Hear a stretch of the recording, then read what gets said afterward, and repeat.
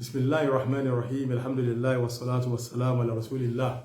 wa ala alihi wa ashabihi ajma'in. Assalamu alaikum wa rahmatullahi wa barakatuh. Mo kí gbogbo ẹ̀yin olùgbọ́ mi alápọ̀nlé sí ibi ìjókòó wa ti tòní yìí tí ó dá lórí tí a pè ní i'adatu ta'min. I'adatu ta'min ó ní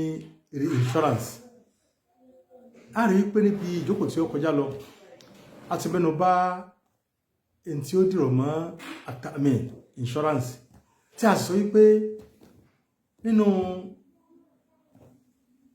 ọ̀nà tí àwọn èèyàn máa gbà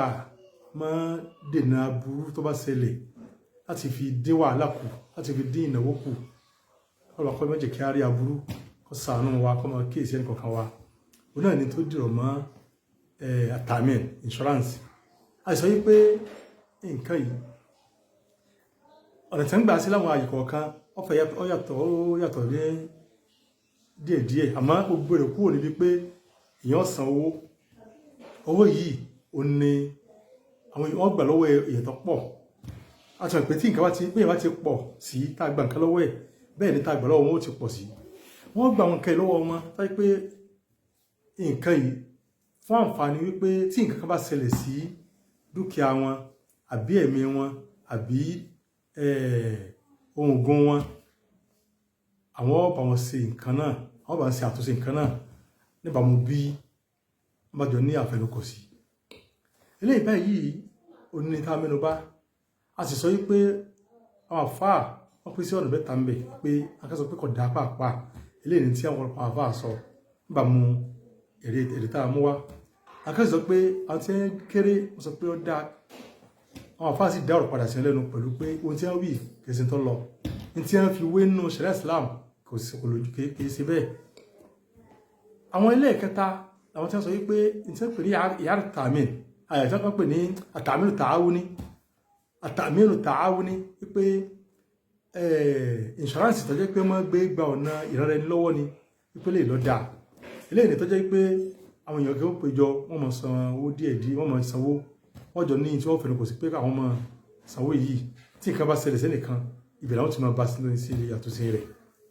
dáa lọ. Àṣàlẹ̀ ìpínlẹ̀ yìí kò sí tó burú mbẹ̀ lápò wọnú pé kéèyàn máa ran ara ẹni lọ́wọ́ lórí dáadáa. Ètò ajé pé a fẹ́ tó kẹ́lẹ̀ lẹ́yìn ọmọ ìyá mi, òun náà ni èyí tí wọ́n pè ní i'adatu ta'min reinsurance. Wípé a ti gba insurance, àwọn company tá wá lọ tá fún lówó, àwọn ó tún wá dìde padà lọ bá company tó lágbára jù wọn lọ láti lọ gba insurance tọ̀tọ̀ míì tí kìí ṣe ètí ń bẹ lọ́wọ́ tí wọn fún ẹni tí wọ́n gba owó lọ́wọ́ rẹ̀. Ẹni tí máa bí eléyìí ọmọ ìyá mi ò ní wípé kí company ọmọ lágbára kọjá wípé ìtọ́lágbára àti gbà nínú àwọn ó lè gbèrò tó pọ̀, ṣùgbọ́n tó wá di bí iṣẹ́ díẹ̀ ló lè ṣe ń bẹ̀. Kó máa bá ọkọ̀ company jẹ́, yóò di pé kó lọ lọ́dì pọ̀ mọ́ ẹni tí ó lágbára jù lọ tó yẹ pé nítorí ó ṣẹlẹ̀ àwọn lágbára ti yanjú ẹ̀ níní owó àti lásìkò àti ní ìgbà ààyè táwọn olùwà lápapà. Ẹni tí máa ti Islamic company ṣerú nǹkan báyìí,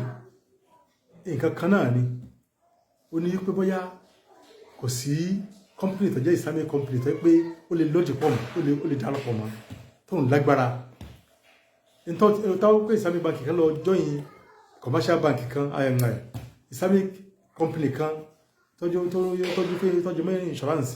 tó lọ lọ́dì pọ̀ mọ́ ètò ìṣe Islamic company, commercial company kan. In tí máa fà ní pé lápòjú ẹ̀sìn àwọn èèyàn ní ìsìn báyìí tí wọ́n ń sọ pàtó jù mọ́rọ̀ báńkì pé wọ́n jẹ́ ká máa bá wọn tó jẹ́ pé rìbá interest rẹ̀ máa lò, wọ́n jẹ́ ká máa kó wá sọ́dọ̀ wọn. Mùsùlùmí tí nǹkan bá yé yóò wọ́n láti máa wá Islamic bank tí ó lọ máa kó ẹ̀ síbẹ̀ pé owó òun wà nínú fàìbalẹ̀, òun ò ní wàhálà pé òun bá wọn èèyàn ṣe àṣepọ̀ owó bá ṣe pé àtọ́hùn bá ṣe kí òun ní máa fowó òun ṣe nǹkan tí Ọlọ́run fẹ́. A rí pé bí tí ń ṣẹlẹ̀ ní Israel ni àwọn tí nǹkan yé náà mùsùlùmí ọ̀pọ̀lọpọ̀ wọ́n máa lọ síbi Islamic bank láti lọ máa join wọn láti lọ́mọ jẹ́ pé bẹ́ẹ̀ wọ́n mọ̀ bá ṣe àsìkò tó wá di pé agbára Islamic Bank wa gbé tí ó ń wá bá tó ti pọ̀ ju tí agbára rẹ̀ ká lọ tí yóò máa lé àyàn pé ẹ máa lọ sí commercial bank yìí kò ní ṣe bẹ́ẹ̀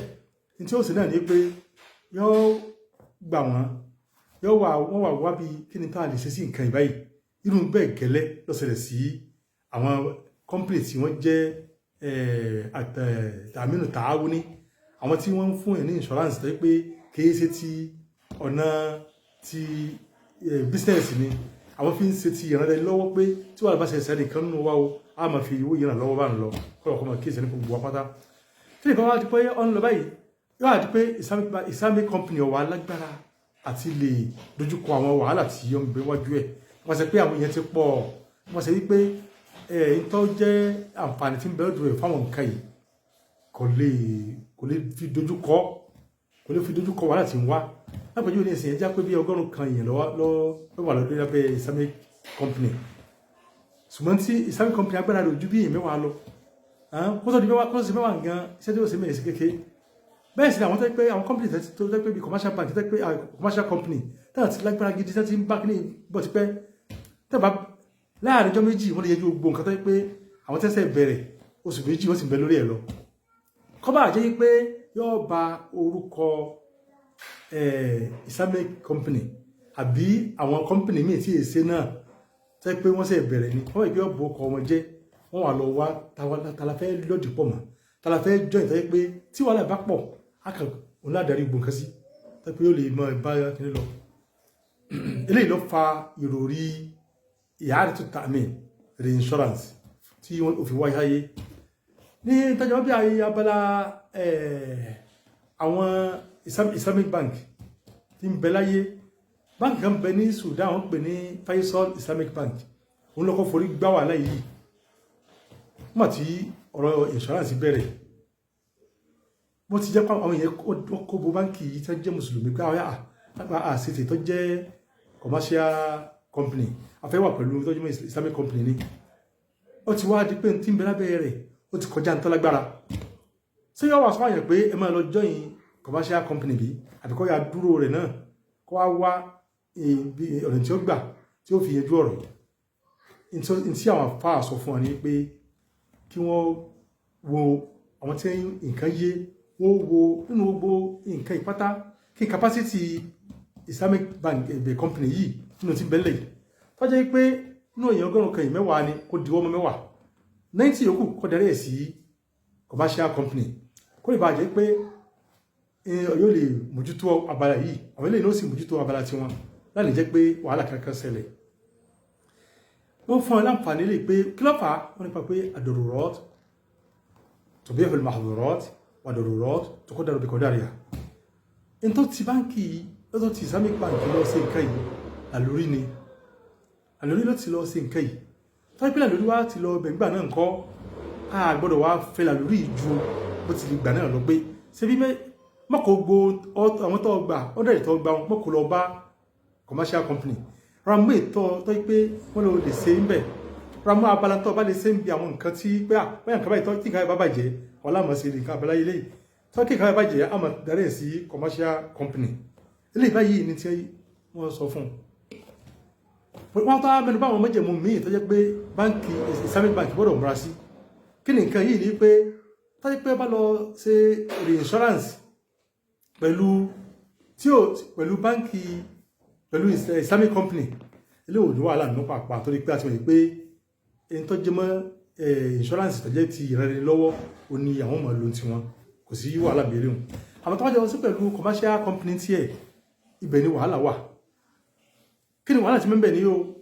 sẹ́rí Islamic company ó ti mú percentage kan tó lágbára àti sí ń bẹ̀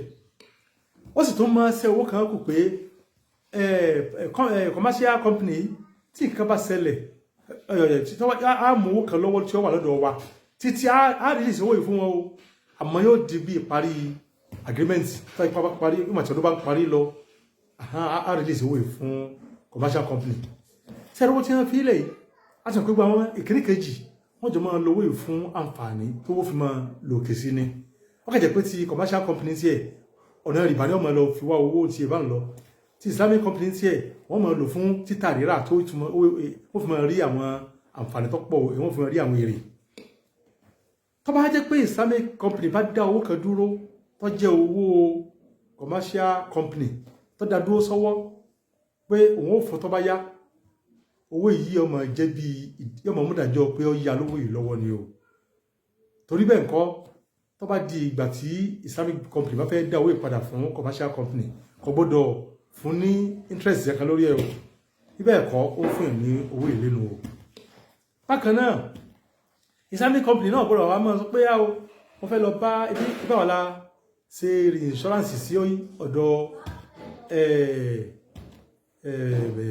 commercial company owó tí ń bẹ lọ́wọ́ tiẹ̀ náà tó ti fi ń ṣòwò àwọn náà àwọn ọmọ ní percentage kẹta ọmọ gbà ń bẹ̀ eléyìí náà wọn gbọ́dọ̀ sí rẹ̀ pàápàá o tó tó wá sí pé rẹ̀ bá ti ṣẹlẹ̀ ó tó sí pé Islamic company ń ṣiṣẹ́ fún commercial company náà láti jẹ́ pé ìwé inú ọ̀sìn gbọ́dọ̀ ṣẹlẹ̀ inú rẹ̀ ọ̀dá pàápàá apẹ́ èèyàn mọ́ jẹ rìbá fáwọn èèyàn ṣe ọ̀nà kọ́mọ̀rìn náà rìbá ó tó wá ń ṣiṣẹ́ láti máa fi ran tó ń gba rìbá lọ́wọ́ láti máa tó gba èrè tiẹ̀ náà ń bẹ̀ wọ́n ní pé lè yí ọ̀dá o àwọn kan sọ náà fà pé tó bá jẹ́ pé ó bá di pé yóò fún lówó wọ́n ní kọ́ gbà á ṣùgbọ́n kọ́ mọ́ sẹ́ndì kọ́ mọ́ dà sínú àkáǹtì rẹ̀ kó lò sí àwọn ojú ọ̀nà rí bá ń lọ. tọ́yì bákan náà nínú tí wọ́n tún wí fún Islamic bank àbí Islamic company ni pé má jẹ́ kọ́ mọ́ mu ju ní tó bá lágbára lọ ní tó bá lágbára ni kó mú kọ́mọ̀ sí àlékún tí kọ́mọ̀ sí àlékún tí ọ̀yẹ́ kọ́mọ̀ sí àlékún fún commercial company nítorí ìkọ́ra fún lásán ká pé mẹ́wàá ni kọ̀lágbára ti ṣe àbí mẹ́wàá ni Islamic bank lágbára ti ṣe 90 yòókù kọ́mọ̀ sọ di 91 ní ìsìnbáyé ni wọ́n ẹ̀yọ́ kẹtọ́ra lékún ní ìsìn wàhálà ló jẹ́ fún Islamic bank Islamic company wọ́n ṣe pé ó ti ṣàlékún tí ọ̀yẹ́ kó ṣàlékún tẹ́ẹ̀ni ẹ̀ lọ́wọ́ kó dúró dáadáa ní ti ẹ̀kọ́kọ́ fún tẹ̀ kọ́mọ́lì ṣàlékún rẹ̀ ní tó bá lágbára torí pé làlórí ló ti ṣe ní tí làlórí bá tìyàn ṣe èyí máa ń fẹ̀ lójú ju abala bí ó bá tìyàn sí lásán náà lọ. eléyìí jẹ́ ṣókí nǹkan tí àwọn afáà sọ nípa tó jẹ mọ́ reinsurance kí a tó insurance ṣe sí abẹ́ company tí ó ní agbára tó jẹ́ pé ti commercial company ni ó ní aṣàlàyé tí wọ́n sọ kàn yìí bẹ́ẹ̀ pé ó gbọ́dọ̀ jẹ́ pé òdiwọ̀n tí làlórí tí yẹn lọ sí ni wọ́n rà kó fún un bákan náà wọ́n gbọ́dọ̀ mọ gbé péèrè wọ́n bàjẹ́ pé ó ṣiṣẹ́ fún un bákan náà kò gbọ́dọ̀ mọ bá ní àṣepọ̀ ju àsìkò díẹ̀ tí wọ́n fi parí ètò insurance ọdún lásán lọ torí pé láti jẹ́ pé wọ́n máa pé làlórí ló ti ṣe làlórí tó ara ṣiṣẹ́ wọn kọ́ mọ́jọ jùlọ kọ́ máa fi wá Islamic company míì tí yóò lè gbé agreement kalẹ̀ pẹ̀lú rẹ̀ fún tọ́jú mọ́rọ̀ insurance eléyìí ó jẹ́ nǹkan tí àwọn afá sọ lórí nǹkan yìí wọ́n sì sọ wípé tọ́jú bí ọ̀rọ̀ owó tí Islamic company bá dá dúró tí ó padà fún commercial company tó fi ń ṣiṣẹ́ èrè kọ́mọ̀ fún commercial company ní nǹkan bẹ́ẹ̀ kọ́mọ̀ fún ní nǹkan pàápàá torí pé owó yìí lọ́dọ̀ rẹ̀ ìdájọ́ pé ó yá owó yìí ni èyí sì fún èèyàn ní interest lórí pé èèyàn yá owó bákan náà kó ní ọmọ béèrè owó lọ́wọ́ wọn wọ́n sọ pé làlórí yóò ti lọ sí kì í ṣe pé ó ń ṣiṣẹ́ láti máa ṣiṣẹ́ fún commercial company eléyìí jẹ́ ọ̀rọ̀ tó dìrọ̀ mọ́ eléyìí báyìí kí lọ́ba kí ó ṣe àánú wa kó wà kó máa ṣe àkíyèsí gbogbo wa pátá ní tí wọ́n fa àwọn nǹkan yìí àti mẹ́nubà wípé agbára company lè má gbé èyí tí ń gbà ní òǹkà ní o àbí àwọn nǹkan tí yóò máa ṣẹlẹ̀ ó lè má gbé yóò àfakọ́jẹ́ pé yóò wà company tó ní agbára ọmọ tí wọ́n lọ síbi wá láti wá ìtọ́lágbára ó lè má jẹ́ pé yóò wà nínú Islamic company wọ́n pé commercial company láti rí kí ni Islamic company ó ṣe òun láti mẹ́nubà yìí pé tó bá di pé làlórí bá ti lọ sí kọ́ lọ sí níbàámu bí làlórí bá ti tó pé làlórí lápẹ̀ kálà lórí ìtumọ̀ làlórí ni pé kí nǹkan tó yẹ pé nǹkan yóò da kí ìwà lọ padà sí tí ìbá lọ sí nǹkan tí kò da nínú ìṣẹ̀lẹ̀ Islam tó yẹ pé báyà nǹkan yìí wọ́n ní ọ̀dá o àmọ́ làlórí wá lọ ti ṣe kò gbọdọ̀ ṣe ju òdiwọ̀n làlórí náà lọ a ti mọ̀ pé nínú ìṣẹ̀lẹ̀ Islam pé kò dá kéèyàn mu ọtí tó jẹ́ pé egun ha ìrọ̀rùn kò wá rómi tí ó fi ti egun yìí lọ ó sì ní ìdí omi kan tó yẹ pé ó mu kò àsómi ju ọtí lọ tó yẹ pé ọtí lásìkò yìí ìsọ́mọ́ alẹ́ láti mọ in tí ó ti eegun yìí kú lọ́nà fún tó ti dé pé ó mú báyìí tó ti lọ wọ́n tó mú àlékún rẹ̀ sí wọ́n ti mú àlékún ìbẹ̀lẹ̀sẹ̀ wà èyí tó mú tó fi ti eegun lọ́hùn kò sẹ́sẹ̀ ń bẹ̀ á rí pé ìsìlámù ẹ̀sìn àlàáfíà ni eléyìí ni àwọn afá gbé nǹkan lórí pé àdọ̀rọ̀rọ̀ tó bí ẹ̀fẹ̀ mahadurot tí ìṣẹ̀lẹ̀ bá ṣẹlẹ̀ àdó yìí máa tì yàn sí nǹkan mìíràn pé nǹkan yìí nínú ìṣẹ̀lẹ̀ sàn kò dáa ṣùgbọ́n náà lórí yóò tì yàn sí nǹkan báyìí pé yóò á ṣe èèyàn ní jẹ́ ojú òdiwọ̀n rẹ̀ lọ eléyìí báyìí àlẹ́hájà náà ń bẹ tí máa ṣẹlẹ̀ bùkátà mi máa bẹ tẹ́ pé ọmọ wọn gbé sípò là lórí ńgbà míì bá ń lọ hájà olóbá àwọn bíi kọ́mpìlì tá à ń sọ ìbáyìí tẹ́ pé wọ́n hájà náà kọ́ àǹfà lọ́dọ̀ àǹfà wọ́n máa gbé sípò là lórí ńgbà míì bá ń lọ nígbà mú àwọn nǹkan àwọn ìṣẹ̀lẹ̀ tí máa ṣẹlẹ̀ bá ń lọ inshallah tó máa ṣàlàyé àwọn eléyìí ló gbọ́ ọlọ́nkọ́ lọ́kọ́ sànù wa Allahumma salli ala Muhammadin wa sallim.